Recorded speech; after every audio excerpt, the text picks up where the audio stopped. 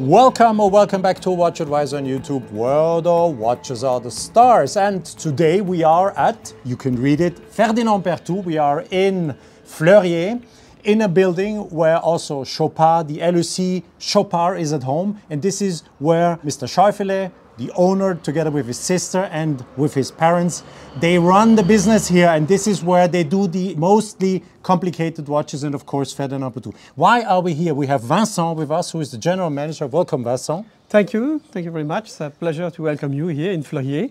And why do we have you here?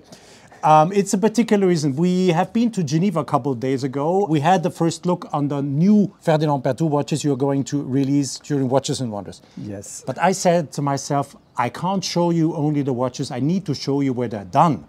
And so we had the idea to come here, and this is where we are today.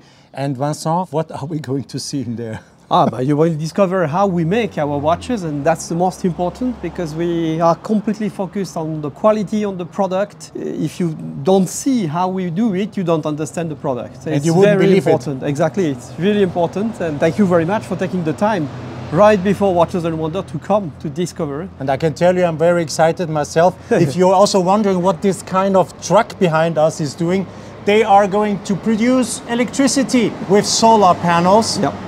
And yeah, it's live. There's a truck passing by. But this is used, they are installing solar panels. So Chopard is going to produce energy with solar panels. They're doing everything right, I have to say. But there's a word of warning I have to give you. This will be real watch porn. So in case you are scared or you're not comfortable in watching such a video, skip it. Don't forget to subscribe and to hit the bell to get our latest notifications. So Vincent, before we get to the watchmaking workshops, every part has to be produced, of course. We are still in the same building where LEC watches of Chopard are made, but of course you use the machines also to manufacture the parts for the Berthoud watches. Yes, we share the production facility and especially the know-how of Chopard developed for LEC, and all the blank parts used at Ferdinand Berthoud are produced in this workshop. This was, guys, to show you that, of course, all the parts of a Berthoud watch are manufactured here in Fleurier. The cases are manufactured in Geneva, yeah, of course. But everything is Chopard. Some elements we don't manage, the straps, the crystal sapphire. Yeah. But most of the parts, I would say 90% easily, everything in-house. Everything starts here. And then we are going now on the third floor. And on the third floor, then it gets more romantic. But nothing can happen without the help of the basic, and this is basic. So Vincent, it's time to get into the workshop. It is, come on, you first, I will walk in. And it's here now, it's more romantic, less oil, less noise. Yes, definitely here it's very quiet, very concentrated people on their work. And the silence is the rule. Let's discover the... Yeah, let's continue our little journey. Yes, exactly. You're welcome.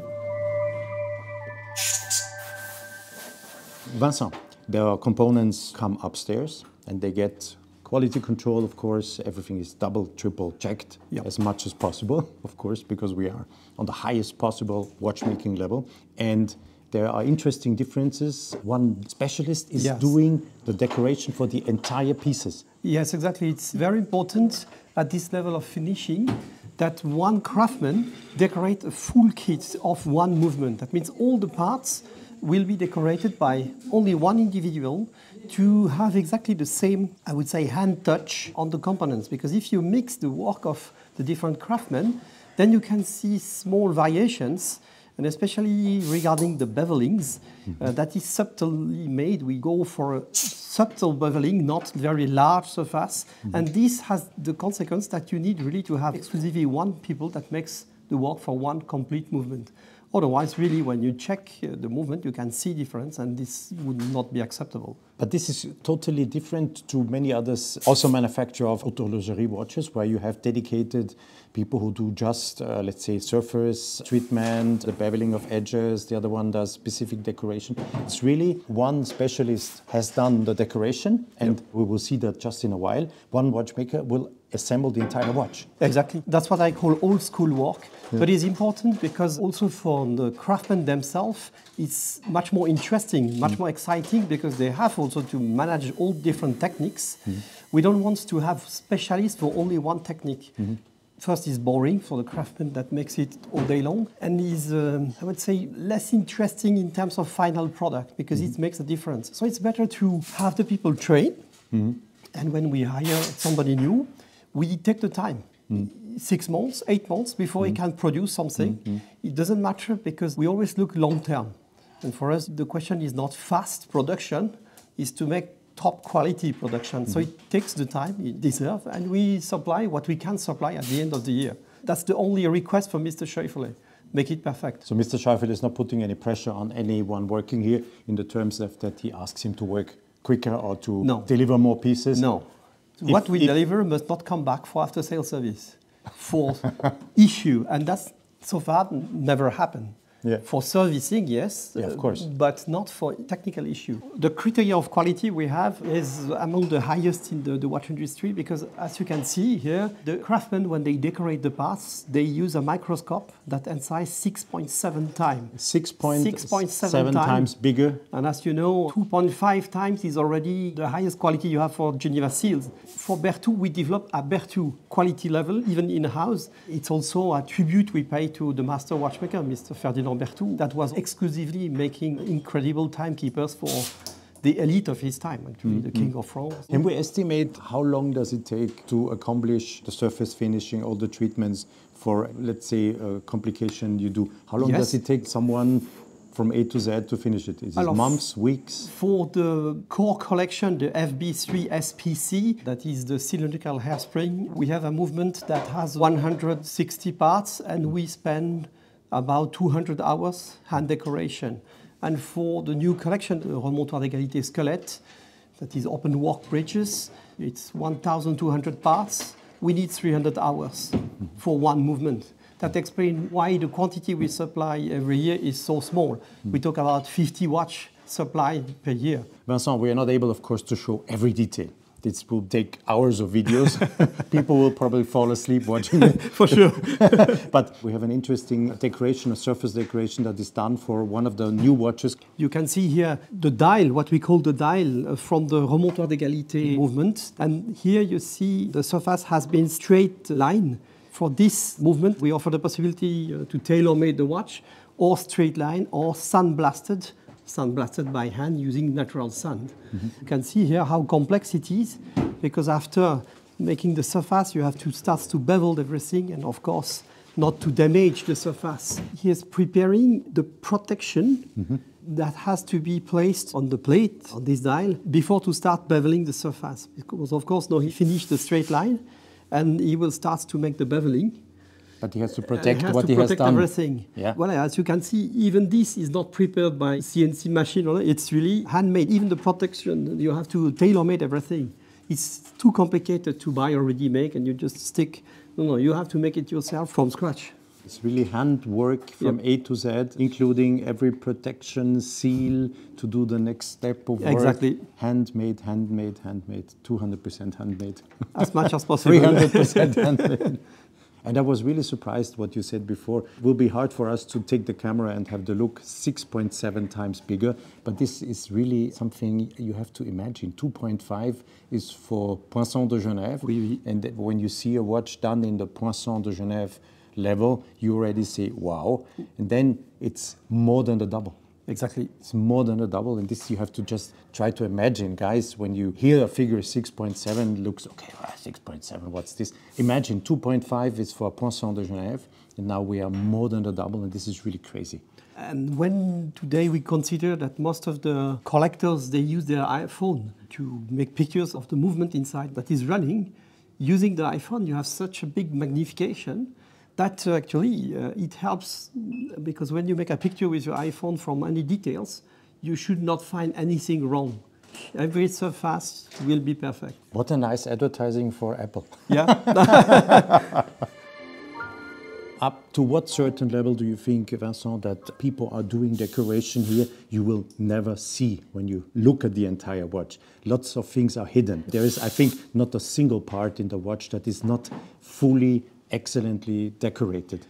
Yes, definitely. Even if it's the back of a component that is screwed, it must be perfect. Because imagine that one day a collector wants to disassemble all the movements and check. Hopefully not. It happened one day in Japan. Really? Yeah. And then he says it's perfect. He wanted to have the proof. Did he bring the components back and No, said, because he asked a master watchmaker to reassemble. and okay. And it was perfect, so he disassembled some elements to be sure that really everything was perfect, both sides. And he says it's perfect, yes, nothing to say. That's crazy. It's important, considering also the price point of these timekeepers. The quality must be there. It's the first time I hear this. Someone really dismantled the watch because he didn't believe, or he wanted to. He just wanted to be sure to see that it is really done. When you started everything in the early days, did you think or did you expect that your collectors would be so, I would say, picky, or did you expect them to be so? Frankly speaking, I couldn't imagine. Yeah. But they help us a lot because they push us.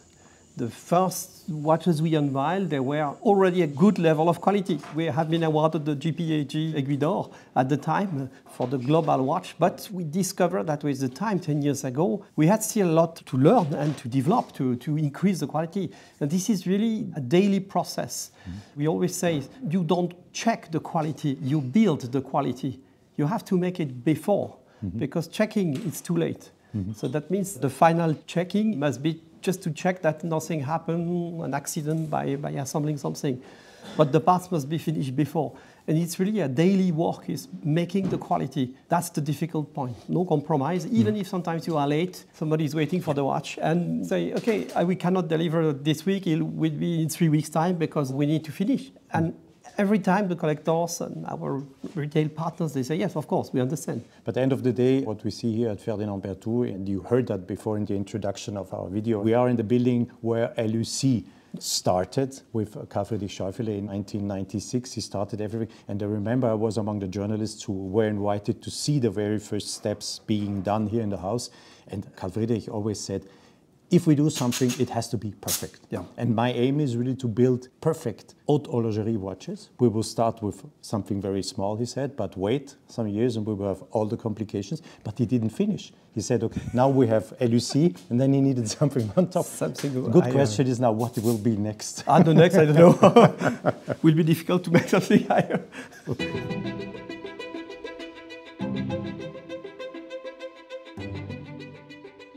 Vincent, what we see here is sandblasting, but obviously not normal sandblasting. No. I don't think this is normal. No, it's not. Explain us the difference to normal sandblasting. Yes, as you can see here, we make a sandblasting by hand using calibrated sand power. You have to have exactly the right size of each grain of sand. Do you control? Yes, you have to control when we receive the supplier sand, and we have to control that it's perfect. Because if we have variations, then on the surface, the sandblasting, you will see the difference. Had you ever had a case that the sand that arrived was not? Yeah, recently we had, and we have been blocked during 2 weeks, the times to get a new sand powder. Incredible, it's incredible. Actually, as you know, most of the sandblasting surface you can see on high-end watches is made by laser. Yeah. But the problem with the laser, it is burning the surface. Yeah. And then when you look closely with a big magnification, 6.7. 6.7, you will see that the surface is matte and shiny, and this is something that we don't like. So using natural sand powder makes the surface perfectly smooth, and you have always a matte effect in any direction. When you move the watch, you will never any reflection, and this really is the only way to go. But it took us more than 1 year trial before we could get the first breaches perfectly sandblasted, because this is really delicate. You have to make it very softly, otherwise you destroy totally the parts. What we see here, I suppose, are not private lockers for the employees. It's something different. Yes, it's just a special storage for the raw parts. As you know, most of the parts are crafted in nickel silver, German silver alloy. This is very sensitive to humidity, so you have to store in between when you finish, before it is made under blister. You have to store it here. That is controlling the humidity. Otherwise, the nickel silver is turning black, and that's, you have to restart. We have to restart. Yeah. The next workshop is just separated by glass. Yep. And we are in the department of the watchmakers. Same happens here, one watchmaker, one watch. Exactly. It's like the decoration, one doing the decoration for one watch. Full kit. One full kit comes here, and the watchmaker from scratch assembles. Assemble, regulate, make the casing, as the COSC. Do you assemble twice, you have to make a pre-assembly and then disassemble, or? No, not necessary. From time to time, they make it for the regulating organ, but not for the complete watch. Because usually it's very well prepared before. We spend a lot of time in research, development, prototyping before the production is launched. So when they assemble the product here, it's safe. It's already safe. So they don't have to assemble, readjust and everything. That's why we prefer to spend 1 extra year in research and development to have the first pilot series really safe. That means normally you don't have issue when the watch comes in production and you have to adjust everything by hand, because this is too much time consuming. So it's better to make it before we launch, so we are safe and we know that we can start to planify the shipping, the deliveries, and make the annual planning. But same applies to all the watchmakers, no time pressure. No, pressure coming from Mr. Scheufele. They have a planning. Oh, yeah. We tell them, this year we would like to achieve this quantity. Last year we supplied 50 watches. This year we challenge, we say we would like to have 60. So 2024, about 60 watches? 60 this year. Yeah. We will hire 2 new watchmakers and 1 new craftsman for the decoration, 2 new craftsmen for the decoration. The total will be 23 people for the production. Considering the resources we have, then we imagine we can make 10 more watches this year. But as usual, it's just a target. Yeah. And if at the end of the year we supply 50, it will be 50. But what will be supplied, we must be confident it's super qualitative. Where do you find these days watchmakers at such a level?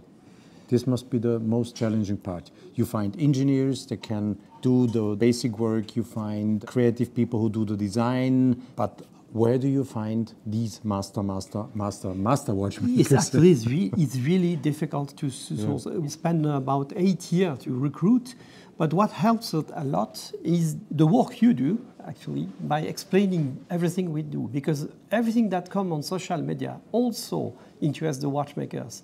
And all these craftsmen, they follow the work that is made by Ferdinand Berthoud year after year, and they understand the quality. So this is our best, I would say, advertisement to recruit the talents, because they know how we work. And this they say, okay, this is a really interesting challenge for us, and I want to come back to traditional watchmaking. It's a big challenge, but at the end, it's a different way to work and also different proudness for them, because they say, okay, I'm one of the watchmaker, of the 6 watchmakers for Ferdinand Berthoud. So guys, in case you're watching the video now, Watch Advisor, and you think you're going to be part of them, go for it. Use the comment section, of course, to tell us that you watched the video and that you decided to apply for a job. It would be interesting, I think, for the entire community of Watch Advisor to learn that. Besides this, all the collectors and everybody else who's watching the video, actually, if you have comments, use the comment section. Tell us what you think about what you are seeing in this video, because this is simply stunning. And to be honest, I am almost speechless. So Vincent, what are we seeing right now being displayed on, I would say, quite of a vintage screen? So this is the traditional machine with a calc profile projector, actually, that is used to shape every hairspring that is used in the FB3 SPC collection, that standing for the cylindrical hairspring. Because we have to shape the end curve, both end curve, because it's 2 end curves by hand, and we developed for this specific movement our own Berthoud end curve. And that was the only way, by developing a specific end curve, to pass the COSC with this cylindrical hairspring without the help of a tourbillon. And that took us 1.5 years of research and development.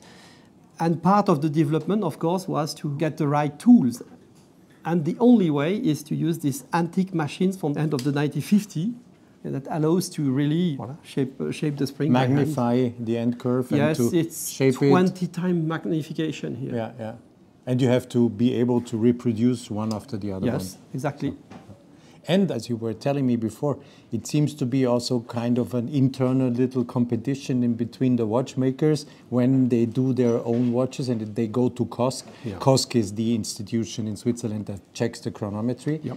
independently, so you have no influence on what they're doing. So there's a competition in between the watchmakers. Who will deliver the better results? That's for sure. cool. I love it. It's the permanent challenge, of course, is to supply the best setting for every movement. And it's true that the most accurate results they have, the more they are proud of the results. It's fascinating because when you see the results of this cylindrical hairspring, the accuracy is roughly the accuracy we reach with the tourbillon. Crazy, yeah. It's really, really accurate. And it works in perfect condition, even when you daily wear the watch. If you play golf with it, it will keep its accuracy. So.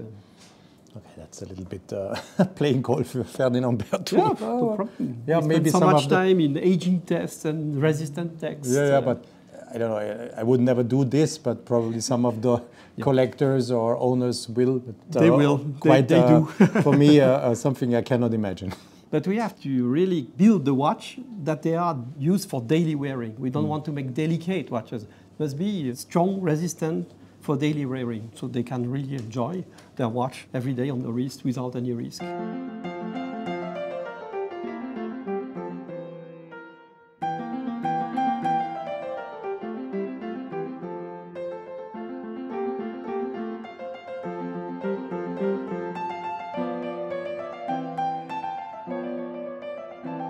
Vincent, I have to say I was amazed. It was really interesting to see everything you're doing here. Simply great. Wow. Really watch porn. Thank you very much for having us, that you gave us the possibility to film not only the novelties for watches and models, but how you do them. Thank you so much for coming, for taking the time, and for sharing through the social media. That's very important. Thank you.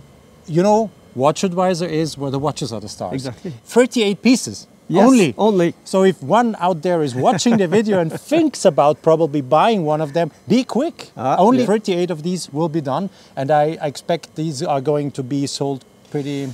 Usually it's going very fast. Yes, it's true. Your collector community is big. And Quite if big. maybe one of a new collector will come through our video or be interested in buying, you have to be quick. Guys, thank you for watching this video. Vincent, once again, thank you very much. Thank you very much. Mr. Scheufele, Chopin, thank you very much for having us here. But one thing, the comments are very important. You have seen amazing things today, amazing work. Watchmakers, master watchmakers. Write some comments in the comment section. Let's share your passion with us, and be sure to come back as soon as you can on Watch Advisor on YouTube, where the watches are the stars. Vincent and Alexander say goodbye for this time. Bye-bye. Bye-bye.